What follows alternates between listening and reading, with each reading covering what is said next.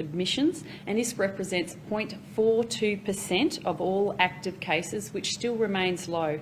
And there are 2 patients in ICU, but only one of these patients is being treated for COVID. There were 594 cases of COVID-19 in the Northern Territory in the 24 hours to 8 p.m. last night. 303 of these cases were from positive RAT tests. There are now approximately 2,600 active cases of COVID-19 in the Territory, which represents about 1% of all Territorians. There were 2,210 PCR tests done across the Northern Territory in the 24 hours to midnight. Now, I just want to turn to the community of Yuendumu. There were 3 new cases in the reporting period in Yuendumu, bringing the total number of cases associated with Yuendumu to 18. We have sent in additional resources to Yuendumu to support the response on the ground when it comes to testing and vaccination. But one thing I want to say, which was very disappointing, was that we only saw 11 vaccinations in the last 24 hours in Yuendumu. And we are talking about a community with a vaccination rate of 65% first vaccination and 41% double vaccinated there for people over the age of 16. We really need to see an increase in the vaccination rate in Yuendumu. So in the meantime, as we know, we've had to extend the lockout of Yuendumu and Yuelamu for that further 5 days in recognition of that low vaccination rate. I now also want to turn to Alice Springs. There were 65 positive cases in Central Australia yesterday, and there are now about 300 active cases in Central Australia, which many of these are in Alice Springs. This does include 5 cases in Old Timers, which is the aged care facility there. The vaccination rate and the booster rates at Old Timers is really high. So there is a really high rate there, and I am informed at this point that no one is unwell that has tested to COVID. There is one person, however, who has been taken to the Alice Springs Hospital for a bit of observation. The total case count for Alice is in line with the percentage of Territory population, so it isn't surprising and it isn't alarming. And the Alice Springs Hospital has capacity there, so if you do get sick in Alice Springs, there is the capacity there to make sure we continue giving care to members of the community that have issues with COVID, but the day-to-day care that hospitals need to give to Territorians. Now, to turn to the vaccine pass, by all reports, day 1 went very well. And a big thank you to the businesses and the different sectors that are introducing the vaccine pass for the great work that they have done in getting ready and to work with their patrons when it comes to making sure that the vaccine pass is in place. And I want to say a big thank you to Territorians because they have done a great job when it comes to getting ready, having the Territory check-in app and making sure that they know their duties when it comes to going to these pubs, these clubs and so forth, and these restaurants. However, I just want to clarify something with regards to cafes because there has been confusion with regards to cafes. We made a deliberate decision to exclude cafes from the vaccine pass, and that is in the Cho direction. And we recognise that cafes are not set up to ensure the same level of compliance as a licensed venue. And we know sometimes that distinguishing the difference between a cafe and a restaurant can be a little bit difficult. The clear differentiator in the Cho direction is if you are a licensed venue, whether a restaurant, bar, hotel or club, the vaccine pass rule applies to you. If you are an unlicensed cafe, the vaccine pass does not apply. So you do not need to request that proof of vaccination. I would also like to just raise a few matters around the hotline. Yesterday we saw our call volume to the COVID-19 hotline triple and wait times subsequently were blown out. Our message today is that if you test positive to COVID-19, please go to coronavirus.nt.gov.au and declare it. And your declaration will be screened and it will be processed, and we will follow it up. And particularly if you have high risk factors, we want to make sure that you are absolutely getting the most appropriate care. And importantly, if you're caring for someone that has tested positive for COVID-19, or you are someone who's tested positive for COVID-19 and your symptoms are severe, make sure you do get help. You can go get that help. So put that call in. Of course, call the emergency services if you need to go to the ED if you are suffering severe symptoms of COVID-19. But again, I just want to say to people across the Northern Territory, thank you for the outstanding job you have done. We've certainly seen that number remain quite steady over the last few days. However, we do expect it to continue to rise going forward. So again, I've got to stress to people, keep doing the things that keep you safe. Get vaccinated, get boosted. You can now get your kids 5 and above to go in and get their vaccine, so make sure you go do it. We had a great response yesterday and we're still seeing a great response again today for kids over 5 getting vaccinated. The mask mandate still applies across the Northern Territory. Socially distance. Make sure you keep that 1.5 metres space where you can. Wash your hands, use the hand sanitizer, do all those right things because they're the things that will keep you safe. I'm now going to hand over to our Chief Health Officer, and we've also got our Territory Controller here. We have got a press conference at 1 o'clock going to the cyclone update, but we can also give you further updates with regards to Cyclone Tiffany as well. But I'll hand over to the CHO. Dr. Heggie. Thank you, Minister. So I'd like to report that what the Minister has said shows us that we probably do have community transmission. As we expected, as the case numbers go up, particularly in Darwin, and in that age range of 20 to 39. So often people who do actually go out to hospitality and other venues, and that's the reason potentially for that increasing numbers. But importantly, the ICU number, particularly the one that's related to ventilation, that has not shifted. The numbers in ICU also remain low. And we've got the capacity, and this was always going to be the plan, to have the hospitals across the Territory able to manage the unwell persons. And particularly as a general practitioner and working in remote communities, I was well aware of the symptoms that might be that you are deteriorating. Often it's in a few days into the illness that you start becoming unwell. Things like increasing breathlessness, faintness, persisting high temperatures, feeling that your thought processes aren't quite right. So we are ready for you to make calls and contact us. We're progressing the COVID Safe at Home program. That's important. And as we see more cases across the Territory, it's going to be more the reality that we actually have got in our remote locations as well, more cases and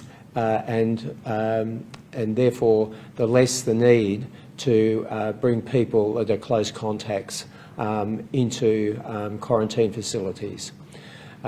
Importantly, please use the check-in app. That does assist. And also be respectful and thoughtful.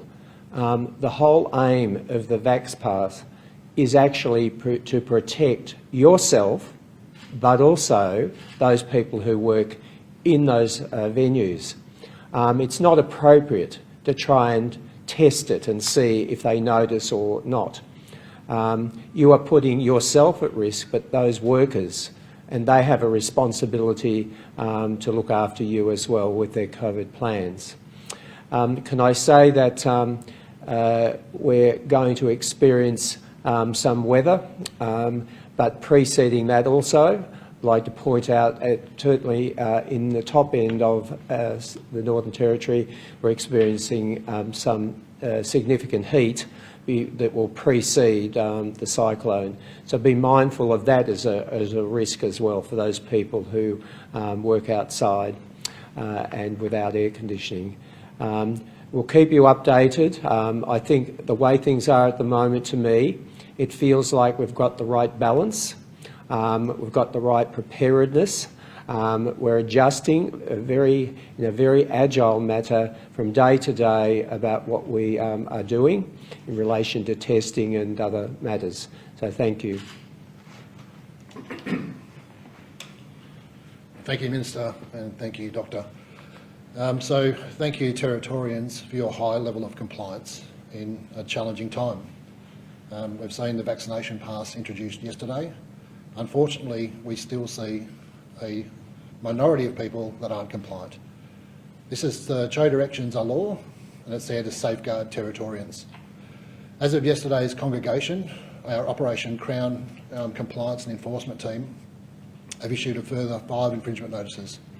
5,024 infringement notices for failing to comply with the show direction. This is serious. This is about public safety and about saving lives. Please do the right thing. Please do not become agitated at business owners or people trying to do the right thing and conduct their business lawfully. My expectation is if people act inappropriately, unlawfully, threaten violence or harass staff, they ring 131 444 and police will deal with it appropriately. In the way of emergency management with ex-tropical cyclone Tiffany, it's currently sitting in the Gulf to the west of Queensland mainland. We're expecting it to progress to the west slowly, forming into a Category 2 cyclone in the coming days.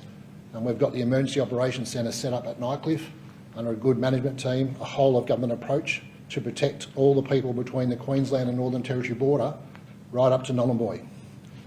There'll be no evacuations, adequate shelter is in place, and management teams are coordinating that through their local controllers. Make sure you listen to the platforms that you trust, Secure NT, listen to the emergency broadcaster, make sure you have up-to-date information. Please ensure you have adequate supplies, water, food provisions, batteries, torches, so you can weather the storm for the next couple of days. And please, if you have any questions, reach out to your local controller or the EOC, and those further details will be provided at the presser at 1 o'clock this afternoon. Thank you. Question. Yeah, Acting Health Minister, apologies. Sorry, you said that by all reports it was going well. I just wonder how on earth you square that assessment when Hospitality NT said the rules were confusing. The Chief Minister yesterday said these rules applied to hospitality venues, no distinction made between licensed and unlicensed until a show direction released in the afternoon. This is a place where people come for their information. Cafes have told the ABC, and I'm sure other media outlets, just how confusing it was. I'm really curious as to how you think, by all accounts, this is going well with the vaccine pass. Well, we have been getting feedback that it has been going well, that Territorians are willing to go in there to show their vaccine compliance and that they have done the right thing and gotten vaccinated, that we haven't had a huge amount of unrest of people that don't want to go in and do the right thing by Territorians, by taking care of them, by making sure that they're vaccinated and following the rules. Like all things, COVID moves very quickly. And we've also had to implement changes to how we manage COVID at quite a fast rate. There's always going to be teething issues, but again, that's why we're coming out today. We're making sure that we're clarifying some of the issues that have come up, and we've also got our business department, our small business champions that will be going through, and they're going to be doing extra work with businesses that are affected by the vaccine pass. Do cafes deserve an apology for just this effort of communication and changing the rules overnight after bringing in the rules? We know that any changes in the COVID world sometimes will have a few teething problems, but we have got a fantastic team of small business champions. They're going to be doing extra follow-up with businesses today, and I think everybody across the Northern Territory has made a really great effort on day one, so well done. But I asked if they owed an apology. That was the question. Well, we always try to make sure we get as clear information out to businesses as possible, and we're continuing those discussions with cafes today. We've got this press conference now where I'm getting the messages out. I wish the world was perfect. Sometime it is not, and certainly in the COVID world we have to move quickly, and there have been teething problems with different changes at times, but we sincerely want to make sure that we get the best system in place to keep people safe. And if there's been some confusion for some businesses, then by all means I'm sorry, but what I will say is that we're going out, we're having further conversations with them today through our small business champions, and if they do have any questions, they can ring the coronavirus line, or our territory business centres and our small business champions will be speaking to them. What is the logic behind licensed and non-licensed venues, and why draw that distinction? What's the epidemiological logic? Well, I'll hand over to the Chief Health Officer to speak about that a bit further, but I think in any setting when you do add alcohol, you do generally increase the chance of risk and how people interact with each other. So I'll just hand over to Dr Heggie just to speak a bit further about that. So thank you for the question. This is all about risk. And the vaccine pass, there's those places that have to do it, and that's based on risk. And you might remember just days ago, the National Cabinet, on advice from HPPC, advised that we're talking about contacts being in a place like a residence or an intimate interaction for 4 hours. So many cafes are actually quite safe because they're outdoors. And people can come and go from those. They might order from the counter, or they might be waited at the table.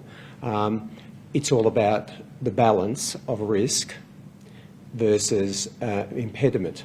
So I don't know about an apology. Being a person that contributes to the directions and a lot of thought put in, you realise sometimes that things aren't compliant with other things, such as National Cabinet decisions, and yes, there need to be amendments, and that takes time as well. All right, so I'm going to say that I had people that worked till midnight doing these directions, and they're signing them within minutes of them being published. So please consider the principle, and the principle here is to be vaccinated. And if you're not vaccinated, then there'll be some places that you cannot go, or other venues that don't have to ask for compliance but say, sorry, but we're going to check you anyway. Dr Heggie, hospitalisation numbers, are they climbing at a rate that hospitals and the government are sort of happy and comfortable with? Yes, indeed. We'll say that our numbers, I mentioned before, are low numbers. If we compare it per population, per 100,000, and that number is actually really low compared with other jurisdictions. And you do see in some of the other jurisdictions ICU admissions and deaths occurring. So this battle, the war's not over, this battle that we're doing at the moment, I'd like to think that we actually have control, but the main control is going to be vaccination and also behaviours. So I have comfort in the hospital capability, both in ICU and also managing people who have minimal symptoms in a safe way, in fact, to where they might live or stay. In terms of community transmission, do we have a figure around that of the new cases today? Well, as we go forward, all I can say is the numbers going up where we're not able to identify a source, and now we're at that point, that's community transmission. So the number is somewhat irrelevant in terms of an actual number. Per population, our numbers actually are quite high in terms of the number of cases. But many of these people won't have even known that they were symptomatic or had no symptoms. Many of these have been people who've registered their rapid antigen test on the website, and that's a good thing. We have compliance checking around that as well, and also validation too, in terms of when required a high-risk setting we might do PCRs. So it's very important that people consider two things. The need to go and get tested. Please just don't go and get tested because you're worried. That will then impede a whole lot of other things. Also, only use the hotline for information that's relevant and important for you to get. And I'll say it again, we are going to see the numbers go up, but I'm looking again, not hopefully seeing the hospital numbers go up, particularly intensive care. If you're giving out less information on a case breakdown of where people contracted COVID, is that an indication that our contact tracers are struggling to keep up and track the virus? No, again, another good question, because an AHPPC meeting a few days after Christmas, we talked about the social contact tracing, and that's what we moved to, and that's where you're identified as a case through a test, and you let people know that you were with at that venue, about that you're positive, and they actually may also let some others know, particularly if they interacted closely with.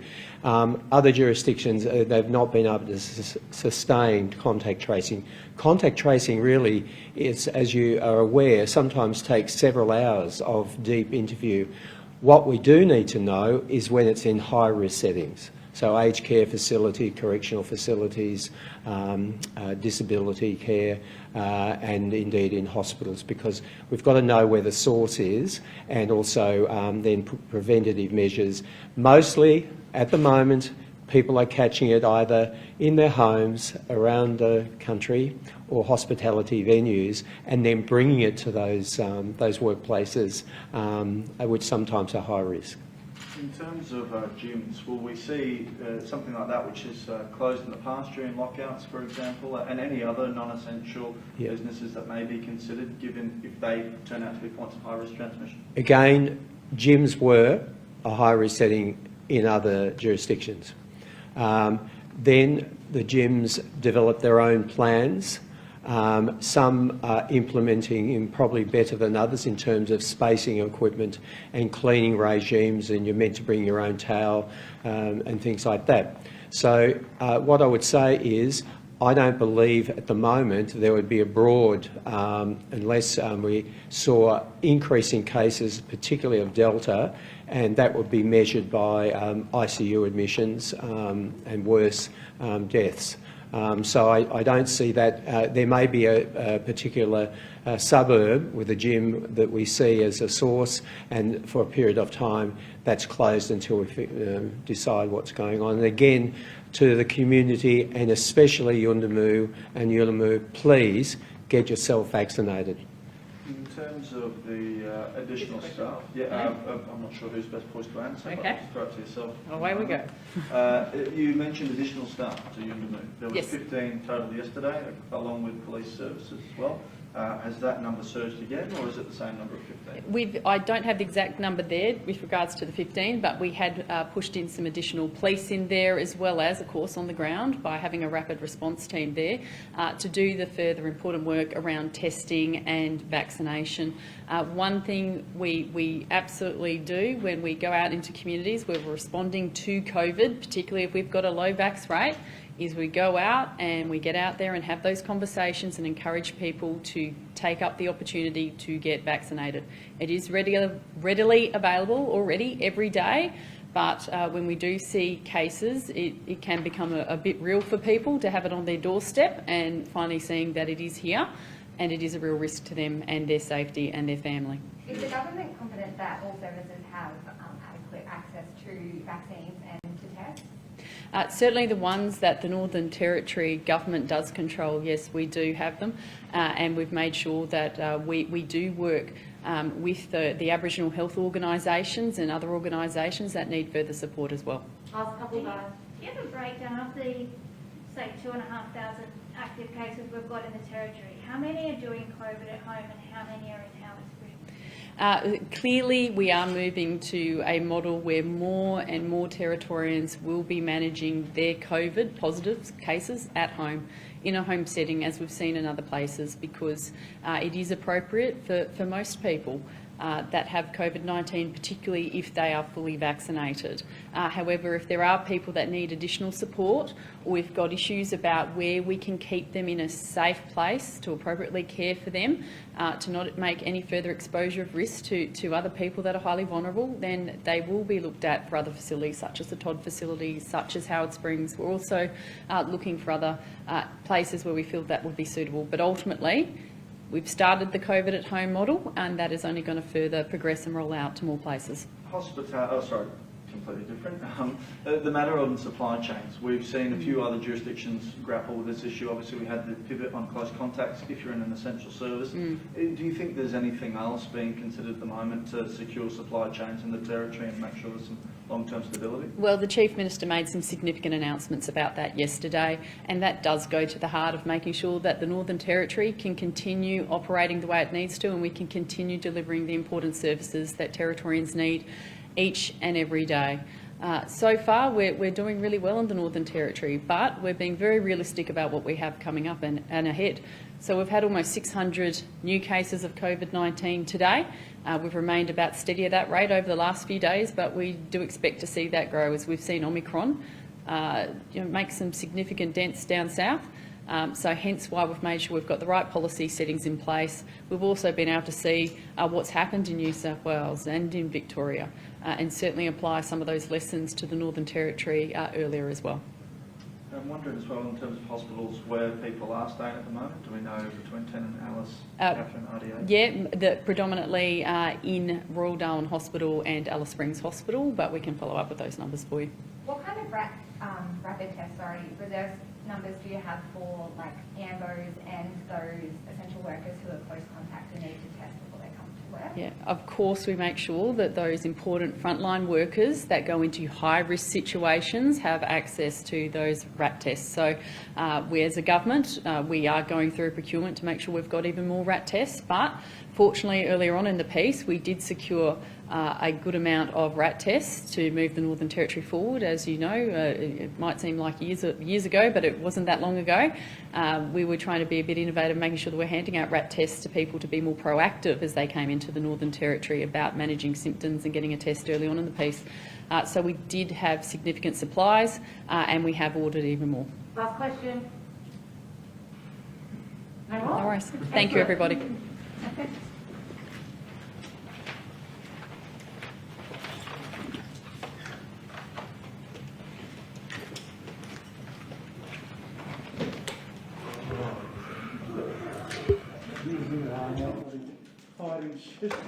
No, I know the girl who's commenting.